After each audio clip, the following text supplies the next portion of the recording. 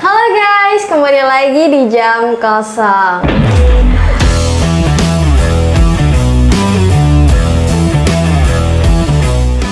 Aduh, udah lama banget nih kita udah nggak ketemu online dan mohon maaf banget soalnya dari kami nih, dari mbak-mbak dan mas-mas yang di belakang layar disibukkan dengan beberapa hal lain, beberapa tugas. Jadi baru kesempatan kali ini kita bisa ketemu lagi secara online gitu. Nah, hari ini kita kedatangan tamu yang spesial banget. Iya. Spesial dari apanya tuh? Kita hari ini akan ngobrolin tentang sosial media ya Mbak. Kayak sebelum kita bahas tentang itu, kita kenalan dulu nih sama pembicara kita. Kita satu ini kita. Halo teman-teman semuanya, perkenalkan namaku Lismira Fitri Astuti, panggilannya Lismira. Saat ini kesibukannya alhamdulillah udah dapat kerja gitu. Secara aktivitas sebelumnya keorganisasian, saat ini masih aktif di IPPNU cabang Grobogan. Grobogan tuh dari mana tuh? Ayo mana? Aduh, yang jelas Jawa Tengah. Ada apa? Deket Semarang, deket Demak, deket Kudus. Terus sekarang tinggal di? Kalau domisilinya sekarang di Solo. Di Solo ngekos berarti? Kuliah? Alhamdulillah udah selesai. Udah selesai? Ya. Lulus nih? Ya. Jurusan apa nih Mbak? Jurusan Teknologi Pangan. Udah wisuda belum? Bulan Oktober ini sih. Oke. Ini nih berhubung Mbak siapa tadi? Lismira. Panjang ya namanya ya. Mbak Lismira ini kan udah kerja, terus udah lulus juga OTW nih, udah mau wisuda. Itu pasti setiap hari, kalau aku pribadi nih Mbak, aku semester 3 dan aku sekarang ngerasain yang namanya hektik banget, yang namanya tugas gitu. Kayak nggak bisa lepas sama yang namanya laptop, HP, kamera dan sebagainya. Nah, pasti Mbak Lismira tuh ngalamin hal kayak gitu. Itu dulu tuh ngalamin kayak gimana sih Mbak gitu? Apakah beda sama yang sehektik sekarang gitu? Saat ini memang perkembangan zaman tidak terlepas dengan yang namanya alat digital. Tentunya dari masa ke masa, mulai dari tahun 90, 2000, sekarang 2022 ya, punya perkembangan masing-masing. Juga dalam kehidupan sehari-hari, dari orang yang hidupnya tahun 90, habis itu tahun 2000, terus anak sekarang yang Gen Z itu sekarang sangat terlibat dengan yang namanya alat digital, dengan internet, dan bekerja sekarang mau tidak mau harus melibatkan itu gitu. Memang saya akui waktu tentunya dari kita masih kita rentanya berapa tahun berarti Mbak? Aku lahir 2003. Oke, berarti 3 tahun. Di anak-anak 2003 ketika masa pertumbuhan dan masa kuliah itu kan sudah sangat kental dengan arus digital ya. Muncul berbagai sosial media, mulai dari kalau zamanku Instagram, WA dan lain kayak gitu masih udah ada. Tapi kalau TikTok itu kan belum begitu kental aku di tahun 2000. Memang sudah ada, tapi kan belum sampai yang sekarang tiap hari itu lihatnya TikTok terus gitu kan. Tentunya itu punya kebiasaan masing-masing gitu. Ketika masa pandemi itu kuliah kan dari rumah, mau nggak mau mulai dari yang anak kecil sampai orang-orang dewasa seperti kita, tiap hari kuliah ataupun sekolah menggunakan digital gitu. Nah, setelah mengalami sedikit demi sedikit pemulihan, dalam artian sekarang kan sudah banyak yang mulai kegiatan offline gitu kan, termasuk kuliah juga. Nah, di situ tuh sebelumnya yang ketika pandemi itu aku di rumah, terus aku balik ke Solo lagi, ketemu teman-teman yang lulus pasca pandemi, bukan pasca deh, lulus ketika masa pandemi, yang dimana mereka mulai SMA berarti ya, SMA udah kental dengan digital. Ya sekalipun sebelumnya kalau di zamanku, maksudnya di tahun yang aku alami gitu tuh, penggunaan alat digital ya memang seperlunya, dalam artian lebih menggunakan sebagai untuk mengerjakan tugas kuliah ataupun buat browsing, buat searching kayak gitu. Terus ketika aku balik ke Solo, bertemu dengan teman-teman yang pas pandemi itu, mereka tiap harinya buka TikTok. Terus Ya, apalagi kalau kuliah gitu kan dari rumah. Ya aku waktu itu di kos, tapi aku melihat cukup kaget secara pribadi aku sebenarnya cukup kaget kok sampai gini banget tiap hari itu mereka tanpa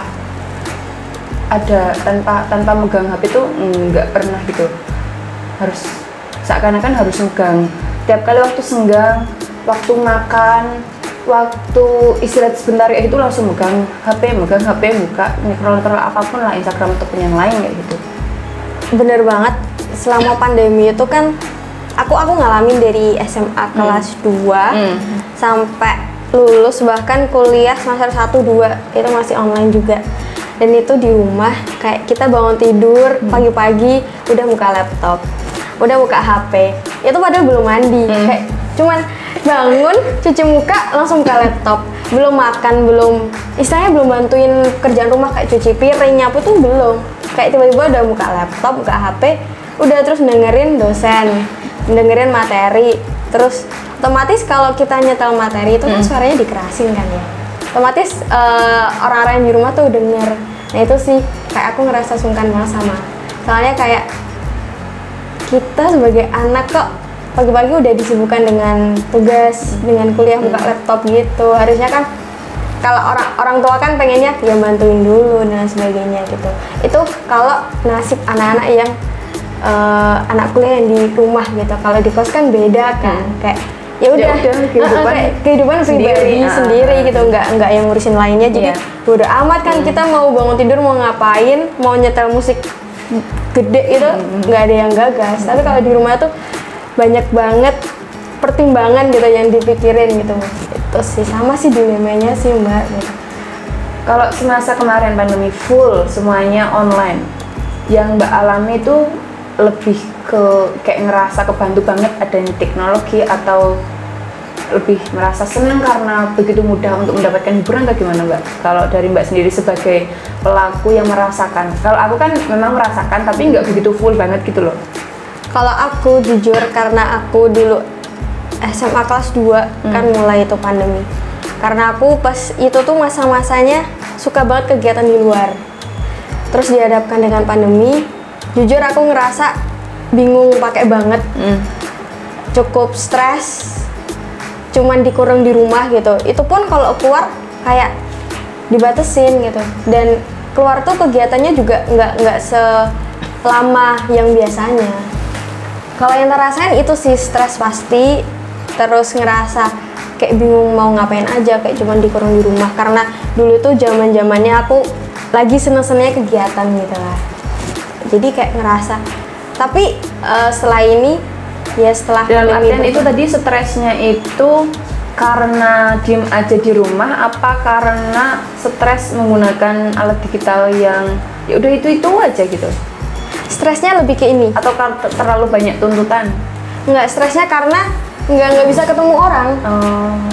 Kalau dihadapkan dengan teknologi iya sih, kayak mata sakit pasti, terus pusing, sering pusing dan sebagainya. Terus habis itu karena aku dulu suka ketemu orang gitu, terus tiba-tiba cuman dikurung di rumah, kayak cuman ketemu sama mama, sama keluarga dan sebagainya, sama temen itu pun cuma sebentar gitu. Kayak lebih ngerasa stresnya karena itu sih, karena jarang ketemu sama orang-orang. Ketemu pun itu via virtual doang. Cukup dilematis memang, cukup dilematis. Apalagi sekarang anak-anak yang kecil tadi kan, mulai SD, mulai TK bahkan, itu kan tinggal kesadaran orang tuanya juga gitu. Ya nggak lantas menyalahkan gitu, enggak. Menjadi refleksi lebih ke dalam diriku sih. Begitu anak sudah dipegangin HP kayak gitu kan udah diem gitu kan, udah serius lihat HP, udah seru sendiri gitu. Ya mungkin itu menjadi salah satu upaya untuk biar anaknya nggak rewel gitu, tapi ya cukup miris juga karena apalagi di masa anak-anak gitu kan aktif-aktifnya untuk meningkatkan kemampuan motoriknya, kemampuan berpikir dan sebagainya lagi gitu. Membiasakan rangsangan-rangsangan kepada anak mulai dari bermain dan sebagainya lagi yang lebih interaktif. Tapi pada kenyataannya mau tidak mau dihadapkan dengan alat digital yang sangat mudah sekali kita mengakses berbagai hal informasi, mulai dari yang anak kecil menggunakan sebagai alat hiburan, pun dengan orang-orang yang menuju dewasa ataupun orang-orang yang sudah dewasa seperti itu. Kalau dari orang-orang yang sudah tua gitu kan cenderung kurang begitu terkena banget. Tapi mungkin yang menjadi dilema mereka menghadapi ke anaknya ya, ataupun cucu kayak gitu, dilema dari orang tua. Kalau dari kita tinggal kesadaran kita sih, apakah. Tapi aku yakin kalau setiap orang ketika sudah berlebihan menggunakan itu kan mulai terasa tuh mata sakit, terus pusing dan masih banyak lagi gejala-gejala itu. Setiap orang tentunya aku meyakini bahwa mereka merasakan, tinggal mereka mau merespon itu atau tidak. Oh, perihal tadi anak kecil sekarang masih TK aja udah megang HP. Itu kalau aku lihat dari saudara-saudara lingkungan sekitar itu kebanyakan karena itu sih, orang tuanya pada kerja. Yang pagi-pagi harus mandi, harus nyiapin modul dan lain sebagainya. Terus kan kurang memperhatikan istilahnya kayak anaknya kurang diurusin gitu, akhirnya ya udah dikasih HP gitu, dikasih game. Terus misal biasanya dengan dalih belajar nih, ya udah kan bisa belajar lewat HP kayak gitu sih. Kebanyakan kasus yang aku lihat di lingkungan sosial aku sih gitu. Kalau dari Mbak sendiri pernah hal positif apa yang dengan mudahnya media itu yang dirasakan apa? Mungkin informasi kali ya, informasi yang mudah ya, kayak kita komunikasi juga sih, itu yang berdampak, yang efek banget, impact banget ke kita. Mungkin komunikasi sama informasi yang kita dapat. Tapi ini juga sih, informasi yang kita dapat, tapi juga gampang banget kita dapat informasi yang masih belum tentu benar ya. Atau mungkin itu tuh belum ada kejelasan, tapi tiba-tiba di Instagram, di YouTube, di TikTok tuh udah netizen tuh udah buat kesimpulan sendiri. Itu sih bahayanya sih. Jadi ada plus ada minusnya juga. Oh iya, gini juga sih Mbak, aku dengar juga, tapi ini kayaknya udah berita yang cukup lama, tapi mungkin ini juga masih ada kasus yang kayak ini juga sih. Itu saking mungkin anak-anak atau remaja awal tengah atau akhir gitu kali ya, yang masih labil gitu bisa disebut, itu tuh saking senengnya sama main HP nih gitu, kayak mereka tuh ngerasa kalau nggak megang HP tuh rasanya entah itu tangannya gatel lah atau tangannya tremor dan lain sebagainya. Bahkan ada kasus karena dia sering main game online gitu kan, yang basicnya tangannya tuh harus gerak terus. Terus waktu dia nggak megang HP nih, tangan dia tuh kayak otomatis gerak-gerak sendiri gitu. Mungkin kan kayak ada gangguan dari sarafnya gitu kan. Nah itu menurut Mbaknya lihat kasus yang kayak gitu nimpa ke anak-anak tuh kayak gimana? Ya memang kalau aku pernah lihat video ini juga, orang yang sampai marah-marah itu loh, anak laki-laki, anak masih muda gitu, karena kecanduan game. Habis itu marah-marah ke orang tua, habis itu kan rusak kalau nggak salah. Terus marah-marah ke ibunya, ke keluarganya kayak gitu, sampai yang jadi monster, berubah jadi monster gitu loh. Pernah ngerti nggak? Oh iya gitu. Kayak gitu. Pernah lihat sih, ya, di TikTok bener. Jadi monsternya perilakunya kayak gitu karena terobsesi sepertinya. Ya memang tidak terpungkiri, mau secara sadar maupun tidak sadar, seperti yang dijelaskan di film The Social Dilemma. Di situ kan review dari para pekerja yang mereka di bidang digital, mulai dari Google dan masih banyak lagi gitu kan, media-media sosial para pelakunya gitu, yang bahkan mereka juga mencetuskan ide itu sendiri, bahwa di situ dijelaskan kalau media sosial itu menggiring kita ke apa tujuan besar dari diciptakannya media sosial itu sendiri. Jadi ketika kita secara pribadi punya gagasan tertentu, punya ide niatan tertentu nih, misal kamu malam ini pengen belajar, tapi ternyata ada notifikasi klunting gitu kan di HP gitu kan, aduh, menggelitik di kuping terus ternyata tangannya bergerak tuh secara otomatis kan, itu salah satu bentuk dampak kecanduan gitu kan, atau secara gatel banget buat nggak megang gitu kan, megang HP. Akhirnya buka tuh, oh ternyata ada notifikasi playlist YouTube tentang apa gitu, itu terus diklik, ternyata nggak kerasa udah 10 menit ngeplay, terus coba nge-scroll, ada apa algoritma yang ternyata kamu tertarik juga di bawahnya gitu kan. Nah, giringan-giringan seperti itu tuh dari review apa film tadi, hal seperti itu sudah direncanakan dari mereka gitu. Bahkan kalau dari apa orang-orang yang bergerak di situ kan tidak lantas hanya membuat teknologi seperti kecanggihan seperti apa gitu kan, tapi ya tentunya punya tujuan besar tadi. Untuk meraih tujuan besar itu tuh orang-orang yang seperti pengguna kita sebagai konsumen adanya alat digital, mereka punya seperti apa ya, bukan perumpamaan sih, model dari kita secara digital gitu, bahwa ketika kita contohnya tadi punya notifikasi, bagaimana responnya, bagaimana ketika mendapatkan like, ketika di komen dan masih banyak lagi reaksi-reaksi seperti itu, mereka sudah memperkirakan bakal seperti apa. Sebenarnya kita tuh diuji coba dalam artian menjadi apa ya, orang kelinci percobaan akan media-media seperti itu tadi, dan itu tidak terlepas dengan uang yang mereka dapatkan juga. Itu kan banyak muncul iklan-iklan di media sosial gitu, itu juga ya banyak sekali lah tuntutan yang kita terima dari adanya itu tadi, media sosial itu, kalau kita kurang bisa mengontrol.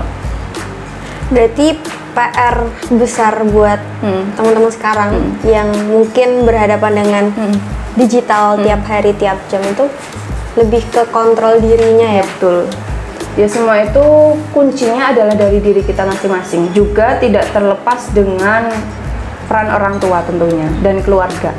Kalau semisal kasusnya dari keluarga atau orang tua sendiri itu kurang bisa, kurang mendukung, atau kurang memperhatikan anaknya dalam bermedia sosial tuh gimana? Kan cuman dapat support system dari diri sendiri itu tak rasa kurang cukup gitu, kurang ampuh gitu, harus ada dorongan dari luar gitu. Kalau dari keluarga sendiri gitu, kayak ada kasus yang ya udah aku tak kasih anakku tak kasih fasilitas ini, ya udah silahkan dikelola gitu. Kalau kurang ya udah tinggal minta aja atau apa gitu, kan banyak tuh kasus yang kayak gitu juga. Itu gimana, Mbak? Kalau itu tentunya setiap orang kan punya nasib, peruntungan nasib, mendapatkan ilham kalau gitu. Jadi tunggu ada sesuatu muncul dari atas gitu. Atau kalau enggak, biasanya juga tetap ketemu melalui itu ya, ilham itu dipertemukan dengan teman-teman juga, lingkungan barangkali bisa bertemu, lalu diedukasi ke yang ahli seperti itu, mulai dari konsultasi ke psikologi dan lain-lain kayak gitu. Oh iya Mbak, ini juga sih karena aku kan ini kuliah ambil jurusan psikologi nih, baru semester awal, tapi sempat dengar yang namanya istilah mere exposure effect. Nah itu kayak ini sih, aku juga pernah lihat video dimana ketika ini nih HP kita mati nih, tapi kita sering nyebut kata Spotify. Itu pernah ada yang eksperimen kayak gitu, nyebut Spotify selama berapa menit gitu, terus nanti tiba-tiba waktu buka Instagram itu keluar berita-berita tentang Spotify, buka TikTok keluar berita-berita tentang Spotify, terus dan lain sebagainya. Kalau setiap dia buka sosmed tuh pasti nggak bisa lepas dari berita tentang Spotify. Itu sih yang aku dengar dari istilah apa tadi, mere exposure effect. Oh, berarti itu kurang lebih ketika kita mencari sesuatu nih, pernah kayak apalagi di Shopee, pernah ngalamin dong? Iya pernah sih. Kayak kita nyari sepatu gitu kan, sepatu apa ya, sepatu heels gitu misalnya. Terus habis itu pas hari selanjutnya atau minggu selanjutnya, padahal kita nggak nyari itu, tapi ketika kita scroll muncul kan, apalagi di Instagram, di sosmed yang lain kayak gitu. Parah. Hal-hal itu emang membuat kita cukup terpengaruh ya, dan terpengaruh banget kalau misalkan orang yang kurang bisa ngontrol gitu. Pertama, kita melihat-lihat secara tidak sengaja kayak gitu, terus lantas habis itu ternyata di sosmed-sosmed yang lain itu juga terhubung, malah yang membuat kita semakin terkerucut untuk tahu lebih dalam, lebih luas terkait hal-hal itu, baik itu informasi maupun produk-produk iklan yang lain gitu kan. Namanya mere exposure effect. Itu sih aku pernah dengar ya sekilas. Tapi mungkin kayak solusi bagi kita untuk hadapin kasus kayak gitu tuh gimana? Itu kan kayak kita bakal susah banget nih, soalnya kan kita sekarang dihadapkan tiap hari pasti nggak bisa ya lepas sama HP lah gitu. Itu gimana cara mungkin ngatasinnya jadi gitu? Sebelum sampai di tahap kecanduan itu kan kita pertama sebelumnya kita kan belum terbiasa megang HP, yang belum pernah kayak gitu. Habis itu kita mulai pegang HP, mulai ngerti sosial media. Oh ternyata di sosial media itu ada ini aja, oh ada ini kayak gitu. Mulai mengenal. Setelah mengenal, kemudian yang tadi algoritma yang semakin mengerucutkan kita untuk semakin penasaran gitu. Nah, tahap-tahap seperti ini perlu kita kenali. Pertama, mulai dari kita terbiasa. Pertama kita mulai coba-coba seperti itu, mulai kenal gitu. Habis itu kebiasaan, sudah menjadi kebiasaan, habit. Setiap harinya mulai membuka ini itu. Wah, ternyata membuatku susah melepaskan adanya informasi, adanya hiburan-hiburan yang kita lihat melalui alat digital. Setelah itu mulai tahap kecanduan, nggak bisa lepas. Sampai ada yang tahap karena saking kecanduannya tuh susah mengontrol diri sendiri, ya kan? Sampai waktu-waktu ketika kita perlu bercengkrama dengan keluarga, ketika kita harus segera untuk mandi dan berangkat kuliah, ternyata keasikan melihat reels di Instagram, melihat TikTok kayak gitu kan, ternyata waktunya sudah berlalu dan lagi-lagi menjadi kebiasaan, habit mepet, terburu-buru kayak gitu. Itu yang berpengaruh. Sebenarnya perannya dari media sosial, dari alat digital itu apa sih? Aku juga kita gitu. Mulai menemukan bahwasannya ternyata itu alat digital itu hanya sebagai alat digital, ya bener sih. Dengan kita mengenali dan menyadari bahwa ternyata itu hanya sebagai alat yang mana itu harus kita kendalikan sebaik mungkin, mengontrol diri sebisa mungkin untuk memberikan kebermanfaatan di dalam diri ke orang lain juga. Kesadaran-kesadaran seperti itu yang bakal mengontrol dari diri kita, bagaimana kita bisa mengatur agar tidak sampai kecanduan, tidak sampai susah untuk mengontrol diri kayak gitu sih. Terakhir aku baca buku terkait dengan demokrasi era post-truth. Di situ dijelaskan kalau demokrasi itu sekarang mengalami perubahan yang cukup drastis setelah adanya media sosial itu. Di situ kalau kasusnya yang diambil itu contohnya ketika masa pemilihan Donald Trump. Di situ dijelaskan kalau Donald Trump kan pengguna aktif Twitter ya di situ. Beliau itu banyak nge-tweet gitu karena waktu itu kan pemilihan yang kedua kalau nggak salah di tahun 2019 akhir kan itu yang menang dari siapa lawannya itu? Biden. Nah yang menang kan itu.